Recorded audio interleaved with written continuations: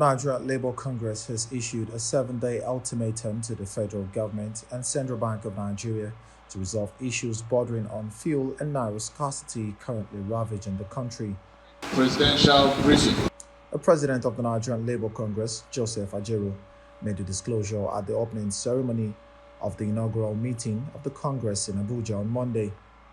He stated that the Workers' Congress will no longer remain silent in the face of what he calls a deliberate defilement of citizenship by the elites, noting that the Congress was already mobilizing its members across the country for a mass action after the 7-day deadline elapses.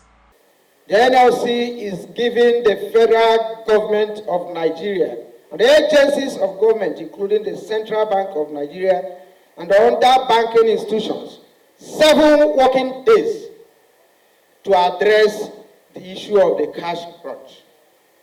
If they fail to do this, at the expiration of the 7 days, Congress is directing all workers in the country to stay at home. He, however, charged the federal government to act more responsibly towards the citizenry and seek ways to alleviating the suffering that is currently bedeviling its citizens. The greatest Nigerian workers